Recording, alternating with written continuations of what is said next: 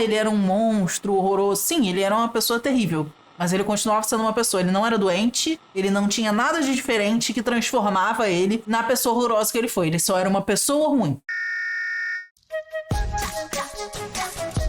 Olá, terráqueos! Meu nome é Luna, eu sou nutricionista e comunicadora popular, e no vídeo de hoje a gente vai reagir a um vídeo do Normose, falando sobre Salvador Dalí. Será mesmo que Salvador Dalí era um artista absolutamente incrível como a gente vê por aí? Talvez a história seja um pouco mais embaixo. E é isso que a gente vai ver no vídeo de hoje. Mas antes, já queria pedir para você deixar aquele like, se inscrever no canal, ativar o sininho para não perder nenhum vídeo novo. E se você gosta do meu trabalho, pode contribuir financeiramente com a continuidade do canal. Aqui na tela tem o Pix. Também tem o Apoia-se Camarada Luna, que o link tá aqui na descrição desse vídeo. Ou você pode se tornar membro deste canal para ter acesso ao conteúdo exclusivo da área de membros, os VODs das lives, leituras radicais exclusivas para membros e vlogs também exclusivos. Agora, sem mais delongas, bora lá? Eu tava super curiosa para reagir a esse vídeo, então vamos, que é um vídeo longo, então senta que lá vem a história. Salvador Dalí era uma pessoa horrível. Mas infelizmente não estamos falando aqui de uma pessoa horrível qualquer. Talvez em algum momento desse episódio você pense, ora, mas todo artista é um pouco gênio e um pouco louco. Por que ficar cancelando a obra do Dalí? Mas não é este o caso aqui. Dalí, infelizmente, é uma das pessoas mais horríveis que já pisaram no planeta Terra. Complicado, né? Apesar de ser visto por muitos como sinônimo de surrealismo, Dalí, na verdade, foi expulso do movimento surrealista pelos seus próprios amigos e completou uma lista de crimes, assim, um checklist completo. Passa por narcisismo absoluto, necrofilia, violência contra diversas pessoas. Meu Deus, meu Deus. Bom, eu tava vendo o react do tio a isso, né? Só que assim, o tio reagiu a 7 minutos. Que foi o que ele deu, e deu 1 hora de react. Então, assim, só consegui ver essa parte. O tio tava falando que não existe uma comprovação dessa história de necrofilia, né? Mas isso não faz com que ele seja uma pessoa melhor, né? Só por não ter feito isso. Porque tem muita coisa ruim que a gente vai ver aqui nesse vídeo, infelizmente. E coisas ainda piores que você vai ver nesse episódio. E quem diz isso não sou eu. Tá vendo? Pior do que necrofilia. Pior do que necrofilia. Mas os amigos dele. E como eu sei disso? Porque eu vim diretamente para o Museu Dalí ver isso pessoalmente. Estou em Figueres, interior da Espanha, na cidade onde Dalí nasceu e cresceu e onde toda a cidade gira em torno do museu, para te mostrar algumas problemáticas e o mercado poderoso que Salvador Dalí girou em torno dele. Salvador Dalí era fascista? Veremos que sim. Eu confesso que esse episódio não foi muito fácil de fazer para mim. Na minha adolescência, eu gostei muito do surrealismo de Dalí, até começar a entendê-lo e estudá-lo de verdade.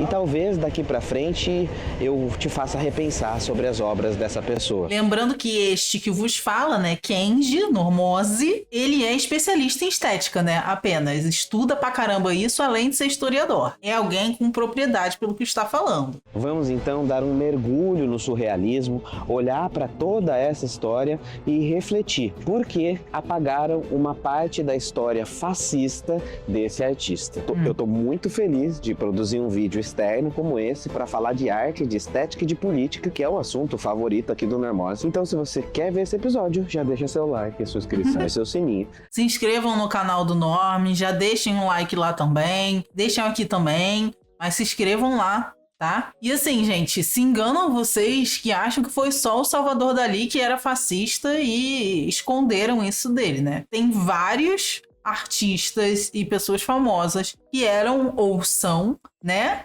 fascistas e que abafa porque a pessoa é famosa, então você deixa lá. Patrocina o nosso canal, que é o que nos mantém existindo e fazendo esses trabalhos mais profundos.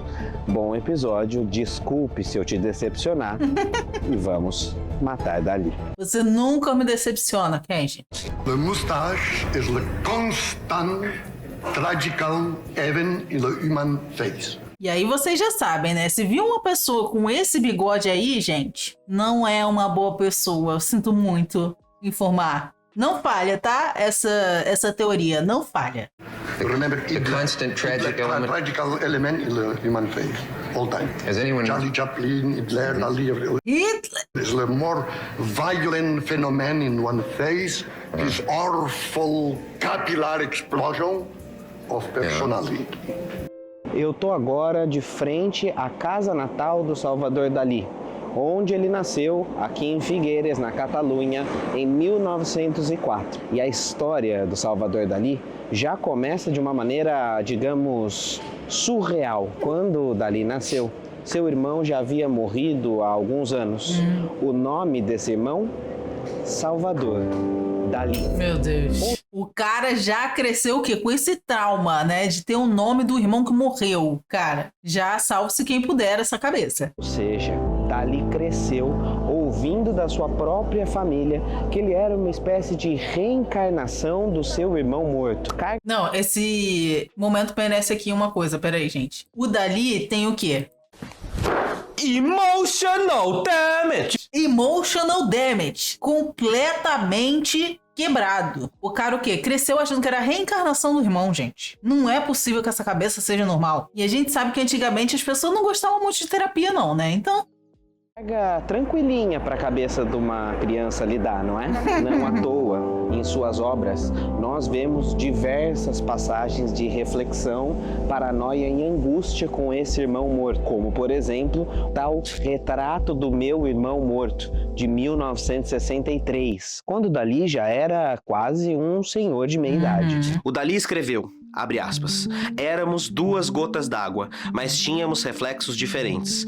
Ele foi a primeira versão de mim que precisava de melhorias. Nossa. A busca por ser único levou a criar uma persona inesquecível, mesmo que com base em escândalos.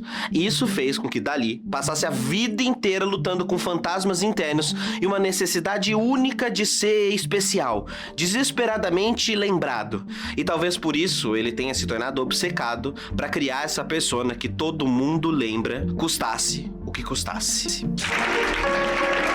Meu Deus, um tamanduá, cara. Como assim? Anteater with you, Mr. Oh, please.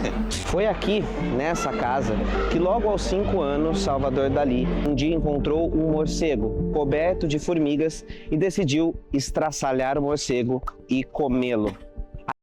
A foto do Ozzy de Dalí tá muito boa, sério. Porque, né, o Ozzy Osbourne comeu um morcego, né? Falecido Ozzy comeu um morcego. Salvador Dalí aparentemente também comeu um morcego, né? Queria entender qual é essa lore de comer morcego. Aliás, formigas, que são uma das obsessões das obras de Dalí, foi o que fez o pintor começar também suas práticas de necrofilia. Segundo ele próprio conta em sua biografia, as formigas e essa obsessão sexual necrófila são contadas em diversas obras, inclusive daquelas mais clássicas. Então, segundo o tio João, né, essa coisa de necrofilia e várias coisas que ele pode ter escrevido na sua autobiografia foram extrapoladas, exageradas, exatamente para ele manter essa imagem de que ele era diferentão, de que ele era único, de que ele era o, né, mais diferente de todos. Então, assim, a gente não pode afirmar se ele falou isso de fato, que era verdade, ou se ele quis aumentar a história para ele se parecer mais maneiro. Só que não é nada maneiro, né? E olha aqui a criançadinha passando aqui do lado, olha aqui, bem no finalzinho do meu take.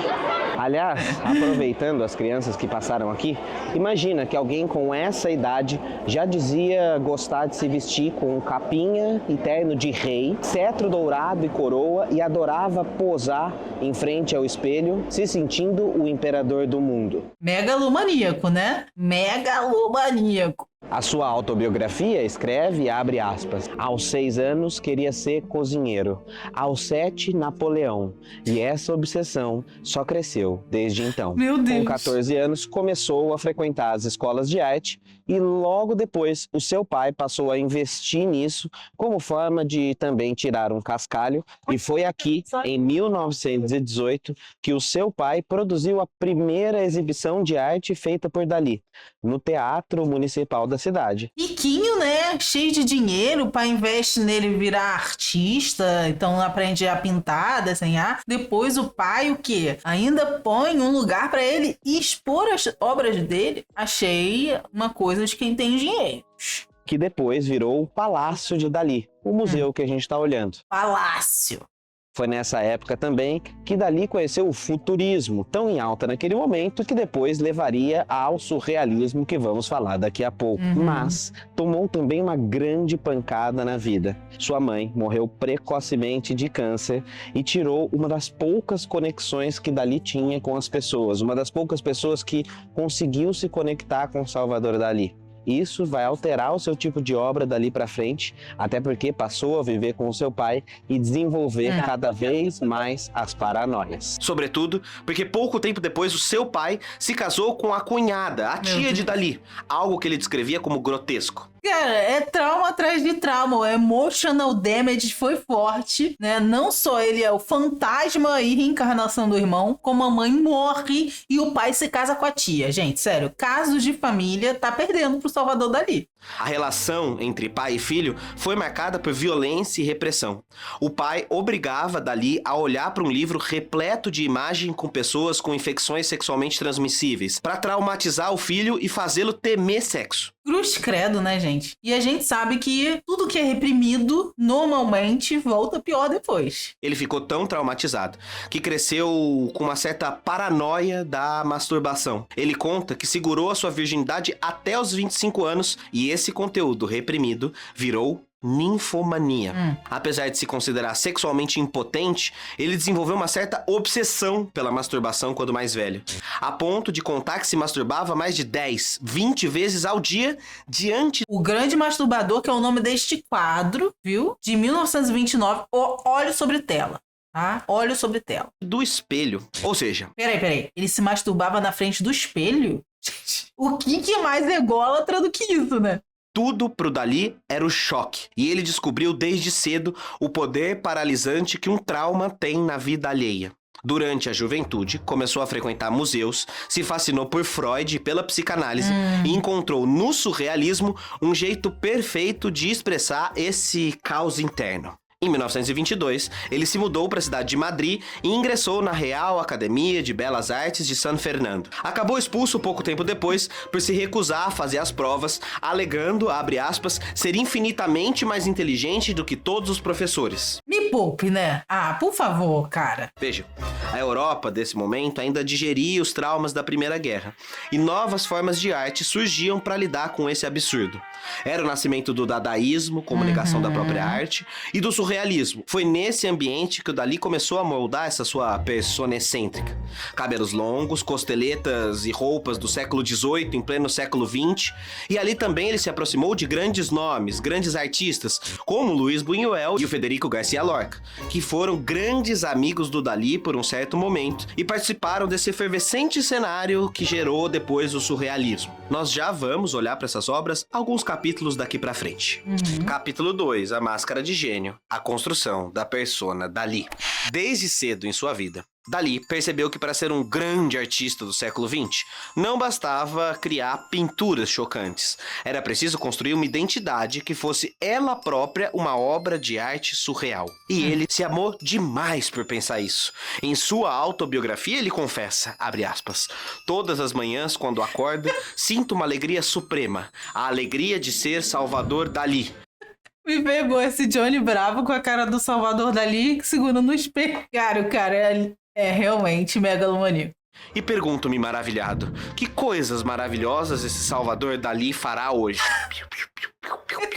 Era obcecado por si mesmo. Sua arrogância beirava o absurdo. Ah, gente, é a autoestima do homem hétero. Normal, cara. Aos 29 anos, uma jovem elogiou seus pés e, tomado por empolgação, ele a pisoteou. Loucura? Não. Isso? Era Dalí encenando Salvador Dalí. Gente, sério, Absolute Dalí. Cada gesto extravagante e cada frase provocativa fazia parte da construção de um mito. Não importava se era amado ou odiado. O importante era jamais ser ignorado. Em uma de suas palestras, Dalí apareceu vestido um traje de mergulho, guiando cães-lobos e segurando um taco de bilhar. Sobrou até pra gente, irmão. O capacete acabou enchendo d'água e ele quase morreu tentando soltá-lo, enquanto o público achava que tudo aquilo ali era uma performance. As pessoas simplesmente assumiram que ele estava fazendo mais uma de suas doideiras. Depois ele explicou: eu só queria mostrar que eu estava mergulhando profundamente na mente humana. Que papinho torto, hein? Em 1928, ele escreveu com Louis Montagnat e Sébastien Gache o chamado Manifesto Amarelo, inspirado no futurismo de Marinetti, que pregava a destruição da cultura antiga para dar lugar à modernidade. Dalí defendia, por exemplo, demolir o bairro histórico de Barcelona e abolir a dança tradicional da Catalunha, valorizando apenas as vanguardas europeias. Começou, né, o fascistoide. Começou de apagar a cultura antiga e só querer uma cultura superior europeia. Começou, é aí que começa, né, gente? É aí que a gente vê a pessoa aí que fala: ai, pobre, não devia ter filho. Abre o olho. As suas ideias renderam notoriedade, mas também inúmeros conflitos. Afinal, Dalí nunca foi uma pessoa exatamente fácil. Uma de suas primeiras grandes rupturas foi justamente com Federico Garcia Lorca. Os dois trocaram cartas cheias de sedução e mantiveram uma relação intensa, até que a amizade ruiu. Dalí passou a ridicularizar Lorca em público e o rompimento ganhou traços dolorosos. O cineasta Luiz Buñuel, amigo de ambos, teve um papel nesse afastamento. Ele e Salvador Dalí elaboraram o Un Chien Andalou, um cão andaluz, um dos clássicos do cinema, cujo título Lorca interpretou como uma provocação, um ataque a ele. Ele era o cão andaluz. Mal sabia o Buñuel que, alguns anos depois, seria ele o alvo dos ataques do Dalí. Mas nós já vamos chegar lá. Em 1929, André Breton, líder do surrealismo, escreveu um prólogo e assinou uma exposição de Dalí, oficializando sua entrada real no movimento. Dalí passou a ver Breton quase como um pai, e aqui você já vai notando como Dalí era absolutamente intenso. Entrava de cabeça nas coisas. O movimento do surrealismo foi fundado em 1924 com a proposta de unir estética e política. A ideia era libertar o pensamento das amarras da lógica moral burguesa. Uma das maiores, né, surrealistas que a gente tem aqui é a nossa maravilhosíssima, que tem aqui o quadrinho lindo da Frida Kahlo, né? Muito melhor que Salvador Dalí, inclusive. Muito melhor. Os quadros dela são, assim, absurdos. Mas era desse mesmo movimento, o surrealismo. Inspirado numa mistura das teorias do Freud sobre o inconsciente e nas ideias do Marx de transformação social. O Breton, que foi enfermeiro na Primeira Guerra Mundial, observou que os soldados com estresse pós-traumático preferiam a loucura do que a sanidade. Aí apareceu os quadros da Frida, né, viu? E viu nisso uma nova forma de entender a mente humana, mostrando que a arte seria uma forma de explorar esse inconsciente. Os surrealistas acreditavam que a arte e o comunismo eram uma aliança promissora para transformar não apenas a arte, mas também a própria estrutura da sociedade, combatendo a tal chamada cultura burguesa. Nos anos 30, porém, o grupo entrou em crise. Dividiu-se entre aquilo que é chamado de automatismo psíquico, a escrita e a criação livre do inconsciente, e a tentativa de aproximação com o Partido Comunista Francês, o PCF. Essa tensão entre política e arte definiu a fase que Dalí se tornou uma figura central e polêmica dentro do movimento surrealista. Aí a galera falando que a esquerda racha toda hora, mais um racha da esquerda. Gente, vamos falar a verdade? Se não existisse racha, era porque a gente estava todo mundo pensando igual. E pensar todo mundo igual não é o que o comunismo, o marxismo se propõe. Pelo contrário, né? O que a galera acha, mas não é bem assim. A gente o quê? Tem até um livro que é a crítica da crítica da crítica. A gente aprende crítica e autocrítica, a gente aprende que tem que criticar o tempo inteiro. O Lenin tava o tempo inteiro criticando os amigos dele, parou de falar com um bando de amigos porque criticava. Porque se você se diz comunista, socialista, você tem que criticar. E é por isso que tem racha, gente. Porque a gente não para de discutir. Porque a gente tem que discutir. Porque senão as coisas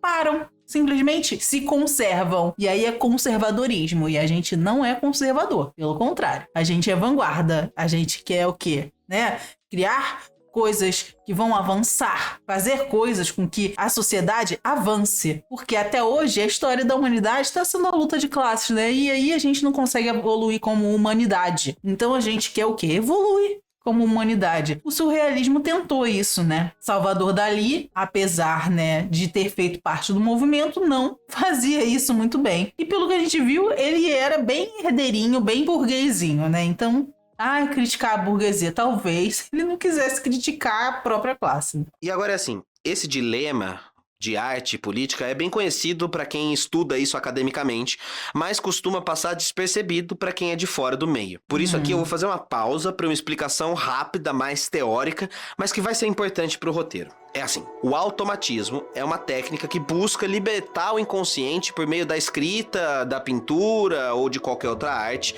e é visto pelos surrealistas como um caminho para romper esse moralismo burguês. Por exemplo, a decalcomania de um artista chamado Oscar Domingues, que criava formas imprevisíveis e improvisadas para tirar um verdadeiro significado inconsciente da arte. Acabei de me lembrar, né, da Nise da Silveira, que era psiquiatra aqui brasileira, comunista, e que usava a arte, né, a arte-terapia que ela fazia. Utilizava a arte com os pacientes psiquiátricos exatamente para tirar essas imagens do inconsciente, que hoje em dia é o nome do museu, que é da Nise, que é o Museu de Imagens do Inconsciente. Porque, né, a nossa mente cria muitas coisas, passa muitas coisas, e colocar isso para fora é terapêutico, que foi o que a Nise propunha. Tem todo um museu com vários pacientes, com várias obras de pacientes que já passaram por lá, que estão sempre sendo mudadas. Inclusive, aqui, preciso mostrar para vocês porque eu tenho um exemplo. Isso aqui é um imã de geladeira que eu deixo aqui, não na minha geladeira, que eu comprei lá no Museu de Imagens do Inconsciente, que é uma obra de um dos pacientes. Ou seja, isso aqui é algo que saiu da cabeça de um paciente psiquiátrico. Ou seja, isso é arte-terapia. E é o que a Nise propunha, exatamente juntar a arte com o inconsciente, com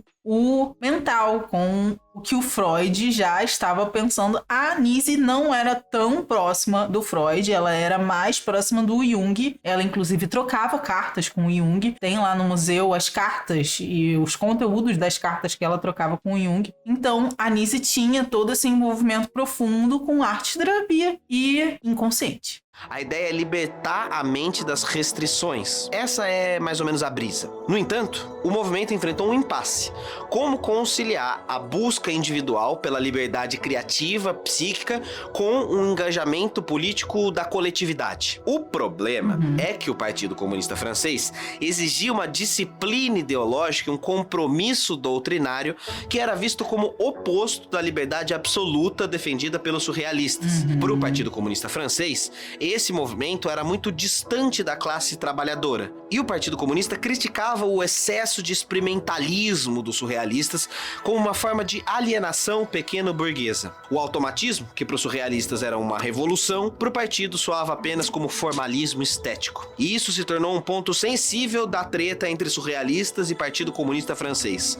E apesar da retórica revolucionária dos surrealistas, os comunistas os viam apenas como mais um movimento estético, artístico, sem vínculos reais com o proletariado. E aí a treta estava feita. Porém, apesar dos comunistas verem de um jeito, dos surrealistas verem de outro, Dalí via nisso tudo apenas uma oportunidade para delirar em suas obras. Quanto mais absurdas e chocantes fossem suas pinturas e declarações, mais embebedados de arte ficariam. Em 34, por exemplo, Dalí foi com a esposa Gala pro baile de máscaras de Nova York, se fantasiando com referência ao caso do bebê Lindbergh. Que caso era esse? Um sequestro de um bebê que paralisou os Estados Unidos. A fantasia de Dalí e Gala? Um foi de bebê Lindbergh e o outro vestido de sequestrador. Não tem nem o que dizer, né, sobre isso, gente. Puta mau gosto do cara. O choque pelo mau gosto é subvertido para Dalí como boa arte. E isso é central no entendimento da sua obra. Ele não era apenas um artista, era um estrategista de si mesmo, um marqueteiro. Sabia que o escândalo e a provocação vendiam muito mais do que a coerência política ou moral. Tipo quando passou a dizer que ele cuspia no retrato da própria mãe. Sim, cuspia no retrato da mãe. O que irritou profundamente a sua irmã, que lançou uma biografia de outra versão da infância de Dalí, chamada Salvador Dalí, visto por sua irmã. Lá, ela mostra a personalidade, o temperamento porco de Dalí a partir da perspectiva de uma irmã, de uma próxima, de uma confidente. E essa cuspida na mãe fez a irmã de Dalí cortar laços com ele para sempre. Como resposta, Dalí pintou a própria irmã de maneira pornográfica, pelada, reclinada sobre uma janela numa casa em Figueires, sendo violada por figuras fálicas voadoras. Isso, gente.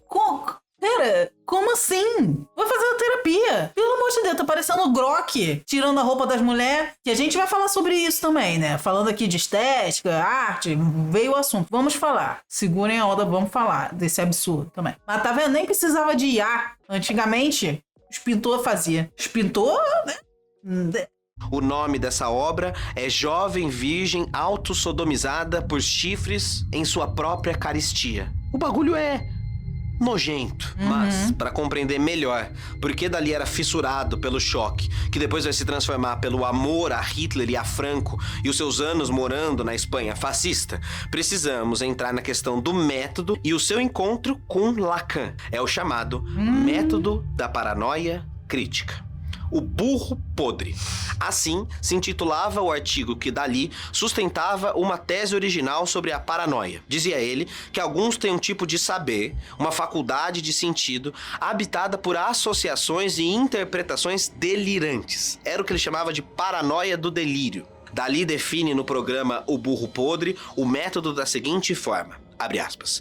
Teoricamente, qualquer indivíduo dotado de grau suficiente de paranoia pode, de acordo com sua vontade, ver a forma de um objeto retirado da realidade mudar sucessivamente, como uma alienação voluntária, mas com uma particularidade mais ameaçadora, no sentido destrutivo, de que as formas que um objeto pode assumir serão tão controláveis e reconhecidos por todos que o paranoico vai passar a ditar a realidade.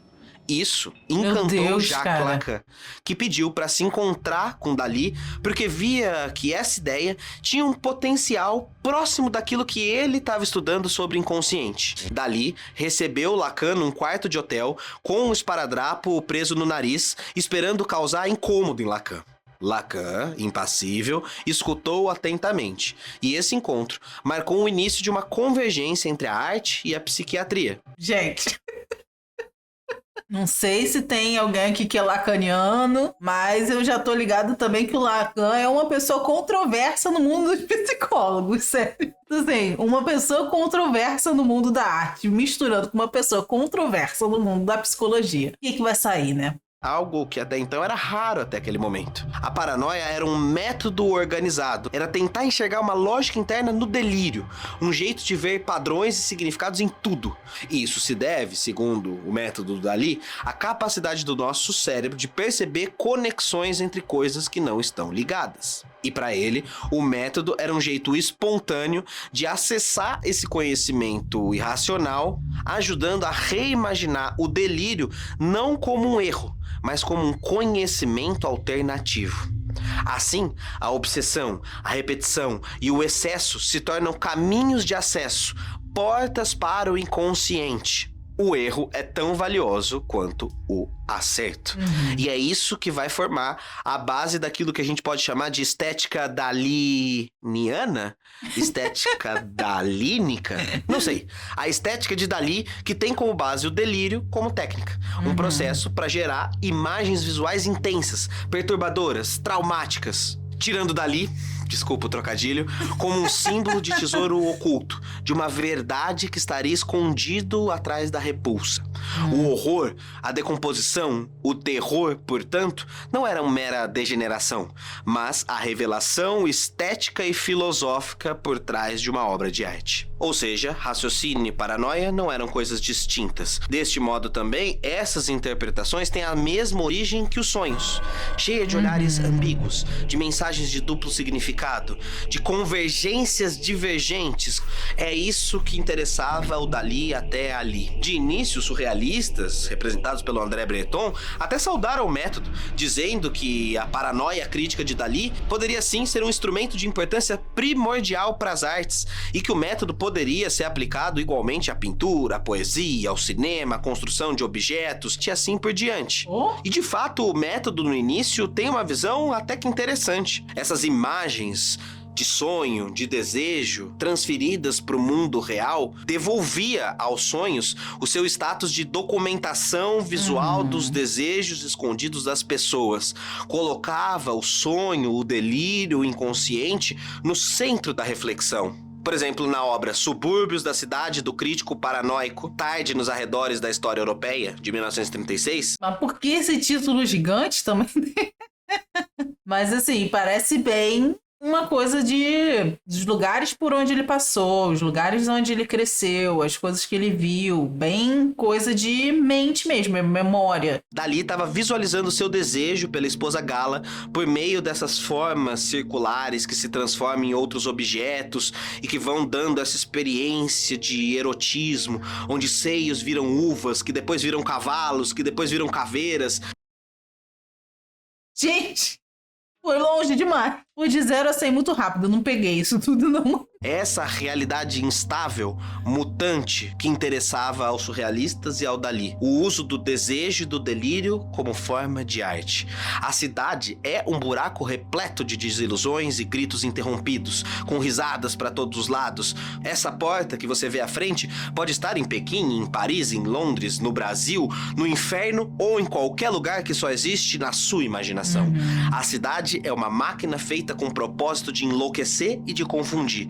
E em meio às suas engrenagens, você não passa de um peão atormentado. Isso aí, né? É um tanto verdade, né? Bastaria encarar o método paranoico crítico, simular o delírio e aí estamos. Ok, mas onde é que entra a paixão do nazismo aí?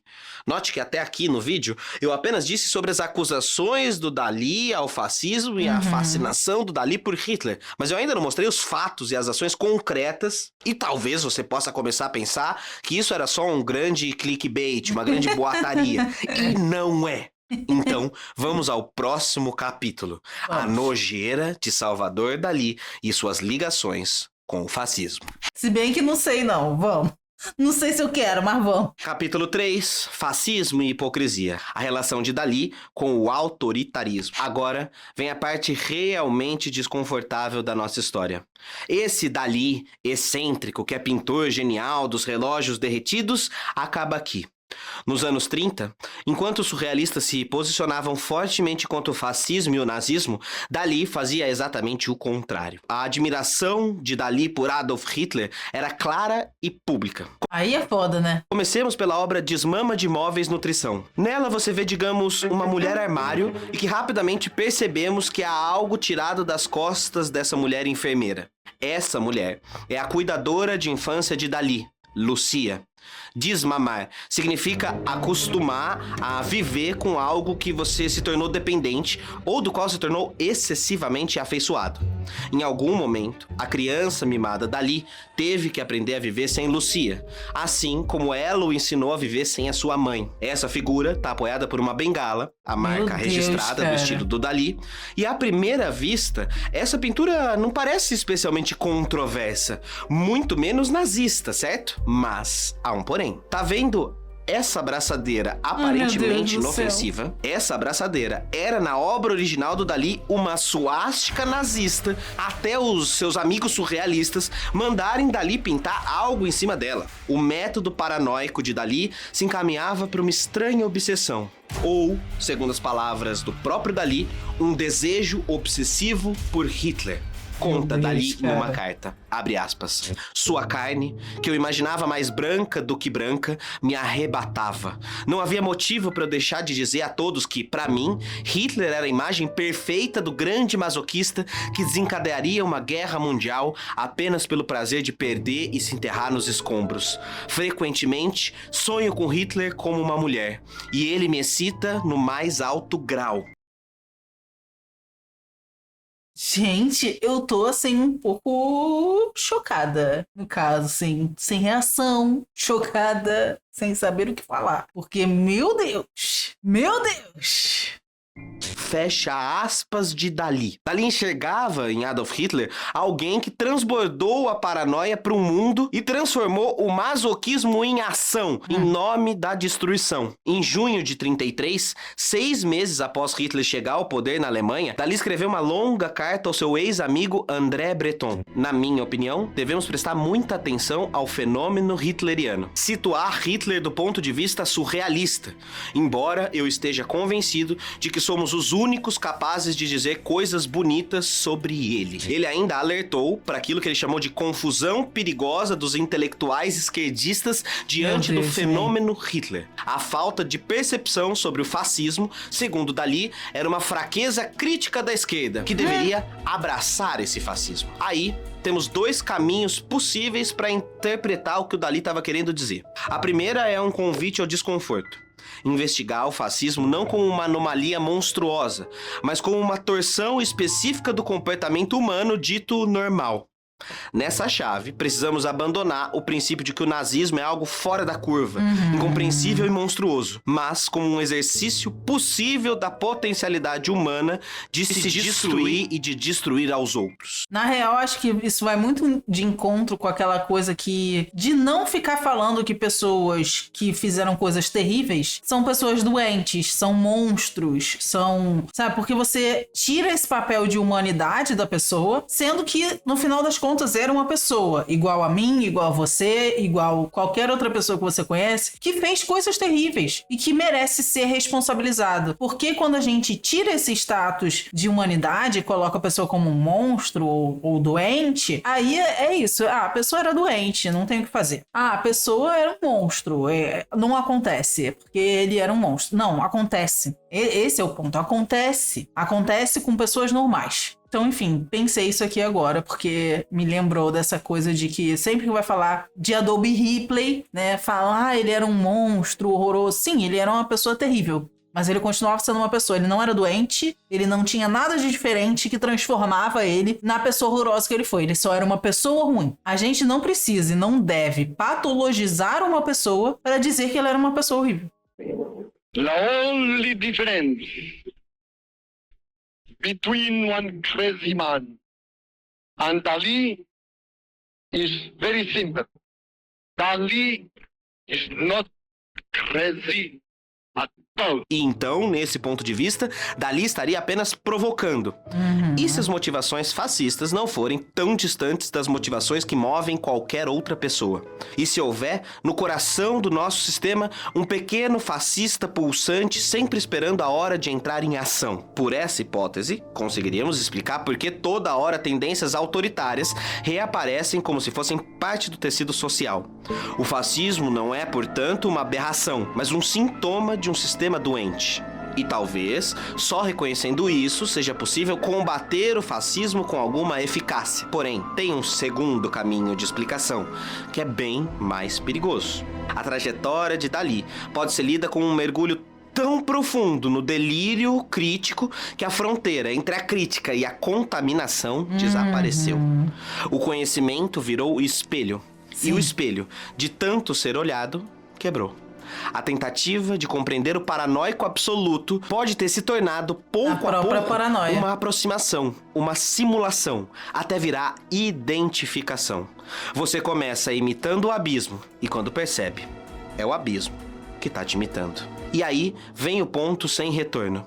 Se você usa o tal do método paranoico crítico para destruir todos os sentidos e alcançar esse pretenso real delírio, pode ser que na hora de voltar, descubra que não sobrou nenhuma ponte pra você atravessar. E quem diz isso não sou eu, mas Paul Éluard, defensor de longa data de Dalí, que ficou profundamente perturbado pelo interesse do seu ex-amigo pelo fascismo, e escreveu uma carta a Gala, a esposa e musa de Dalí até aquele período, advertindo, abre aspas, não escondo as dificuldades quase intransponíveis que surgirão se Dalí persistir nessa atitude hitleriana paranoica. É absolutamente necessário que ele encontre outro objeto de delírio. O elogio a Hitler, especialmente no plano que Dalí o situa, é inaceitável e o levará à ruína do surrealismo e à nossa separação completa. Então essa ideia de desvendar os labirintos da mente de Hitler, emulando a paranoia, significa, no limite, se engajar com essa lógica, até níveis perigosos. André Breton e os outros amigos surrealistas de Dalí passam a quase implorar, para tentar demonstrar como ele estava numa brisa tortíssima, num caminho errado, que deveria abandonar essa doideira que ele tinha entrado, pois isso o levaria para um resultado catastrófico. Sim. E levou. Os surrealistas tiveram que convocar um julgamento interno do movimento. Dalí não poderia mais pertencer ao surrealismo encabeçando o projeto de Hitler. E é disso que falaremos no próximo ato. A treta de Dalí com os surrealistas. Agora a gente vai parar um pouquinho no vídeo pra gente conversar de um negócio importante. Se você acompanha o Normose faz tempo, você sabe que faz anos que a gente bate na tecla da estética, da importância de entender as imagens, de mostrar o quanto a gente vive cercado num mundo que tenta, através das imagens, nos manipular, Sim. nos controlar, sugar os nossos desejos. Por isso, arte e política são coisas tão conjuntas. É isso que a gente vem repetindo faz tempo. Mas ainda fica uma impressão de que falta mais. O espaço do YouTube é pouco pra gente falar de um assunto tão importante quanto estética. E há tempos que a gente tá preparando o maior projeto do Normose e ele chegou e tá na hora de divulgá-lo. Nós finalmente faremos a nossa imersão de estética. Um curso realmente aprofundado para quem já entendeu a importância das imagens, da estética, da arte, da política para entender o mundo de hoje e que quer entrar a fundo para conhecer as coisas de verdade. E nós decidimos fazer isso para todos os públicos. Tem discussão lá do início da história da estética, para quem quer entender a importância da história da arte, como nasceu essa ideia de estética, até para quem já está familiarizado no assunto e quer ir ainda mais fundo. E você deve ter percebido que aqui no canal a gente não brinca de pouca coisa, não. Quando a gente vai fazer algo, ele é sério. Começa por esse cenário belíssimo que tá montado aí atrás, que eu tô até agora chocada que isso é um cenário de um vídeo, pô. Tá tudo planejado, lindíssimo, belíssimo. Adorei a roupa, adorei o cenário, adorei a música, adorei a edição. Tudo perfeito. E aqui não vai ser diferente. São 10 módulos profundos, quase 50 aulas, sem contar os nossos encontros ao vivo, as lives, a oportunidade da gente trocar ideias sobre estética.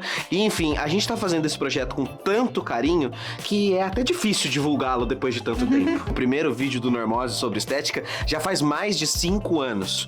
Mostrar o melhor caminho de como analisar uma imagem, como não ser enganado e como utilizar na sua vida, na sua profissão, a noção da estética para se comunicar melhor, para entender melhor as pessoas, analisar melhor a política do mundo e compreender por que nós estamos onde estamos nesse mundão cruel que a gente tá vivendo. Muito foda, cara, muito foda. Aprender a analisar uma imagem, como não ser enganado, cara, sério. E utilizar a estética no dia a dia. Gente, tudo é estética, né? Então, assim, tá valendo a pena. Eu vou estar querendo.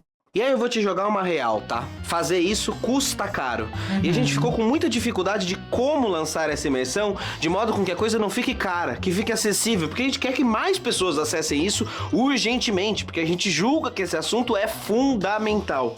E então, o que a gente decidiu fazer é o seguinte. Como a gente é professor e a gente quer mesmo que as pessoas façam o curso, quer saber de uma coisa? Esses primeiros 200 vão sair a 50%, metade do preço, dane-se. E as pessoas que assinam o Catarse e estão conosco, nos apoiando desde sempre. E aquelas que preencheram o formulário de semana passada vão ter ainda mais vantagens. Olha o seu e-mail apitando agora. Ou seja, se você é esperto, você já pegou. Se você assinar o Catarse por um valor bem baixinho, você vai ganhar muito mais desconto que a assinatura. O gerente ficou maluco, mas é sério. Você sabe que a gente não ia gastar a nossa credibilidade de 8 anos de canal vendendo um curso qualquer. Isso aqui é uma dedicação de um projeto do coração. Mudar o olhar que a gente enxerga a arte, a propaganda, os comerciais, as coisas todas e, sobretudo, a política, para não ser mais enganado. E principalmente para que a gente consiga pensar a nossa própria estética brasileira e as saídas existentes através do poder da arte. A gente vai começar lá atrás nos gregos, mas depois vai passar pelo Renascimento, século XVII, o século XVIII, indústria cultural, teoria crítica, vai passar por todos os autores que você... Cara, muito foda. Esse aqui do Desejos de Resistência é uma imagem do filme Eles Vivem, que mostra sobre esse processo de alienação que o capitalismo faz com a gente através da estética. Então faz muito sentido essa imagem estar aqui. E cara, olha que curso foda, né? Você pensar que já trataram de estética, nós vamos conversar na nossa imersão, foi muito caprichado e chegou o momento. E eu espero que você confie em nós e vá conosco nessa caminhada. Então é isso, clica no link aqui embaixo, a nossa plataforma própria, e eu te encontro daqui a pouquinho pra gente trocar ideia do nosso assunto favorito. Bom, aproveitando que o Norm deu essa pausa e que o vídeo já está muito longo, eu acho melhor a gente fazer parte 1 e parte 2. Por isso, vamos finalizar aqui a parte 1 desse vídeo e semana que vem sai a parte 2 com a finalização. Espero que vocês tenham gostado do vídeo até aqui. Já deixa o like, se inscreve no canal, ativa o sininho para não perder nenhum conteúdo novo aqui do canal. E se você gosta do meu trabalho e pode contribuir financeiramente, aqui na tela tem o Pix, também tem o Apoia-se Camarada Luna, que o link tá aqui na descrição. Ou você pode se tornar membra ou membro desse canal para ter acesso ao conteúdo exclusivo da área de membros. É isso, beijos e até.